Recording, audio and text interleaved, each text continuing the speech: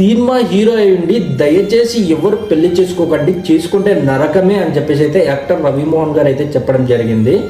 50 లక్షల రూపాయలంట తన పిల్లల ఫీజు సంవత్సరానికి. ఇంకా తనకు సొంతంగా అకౌంట్ కూడా లేదంట, జాయింట్ అకౌంట్ అయిందా.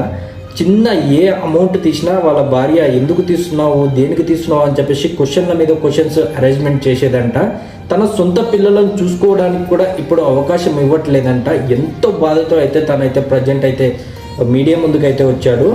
తానైతే ప్రజెంట్ అయితే సోషల్ మీడియాకి వచ్చి నాకు ఈ విధంగా జరిగింది, ఎమోషనల్ అయ్యి ఆ మాటలు వింటే బాధ అనిపిస్తుంది అనమాట. అంత ఎమోషనల్గా ఉంది. ఒక మగాడు ఏ విధంగా బయటపడలేకపోతున్నాడు. ఇంకా ప్రజెంట్ అయితే అమ్మాయిలకి చట్టాలు కానీ అన్నీ వాళ్ళకి అనుకూలంగా ఉండటం వల్ల ఒక మొగాడు బయటికి రాలేకపోతున్నాడు, తన బాధను చెప్పుకోలేకపోతున్నాడు. అందువల్ల అమ్మాయిలకు అన్నీ అనుకూలంగా ఉండటం వల్ల ఇలా జరుగుతున్నాయి. ప్రజెంట్ అయితే తను హీరోగా ఉండి కూడా తన అమౌంట్ కూడా తను ఖర్చు పెట్టుకోలేని స్థితిలో ఉన్నాడంటే ఆ విధంగా ఆమె వాళ్ళ భార్య అంత చిత్రహింసలు పెడుతుందన్నమాట.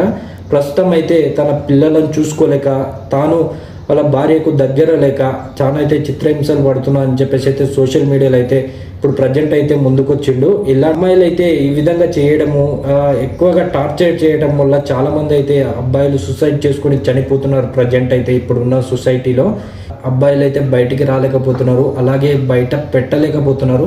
ఇలాంటి సిచ్యువేషన్కి ఎవరికి రాకూడదని చెప్పేసి అయితే కోరుకుందాము. ఇంకా యాక్టర్ రవిమోహన్ గారికి అయితే మంచి న్యాయం జరగాలని చెప్పేసి అయితే కోరుకుందాం.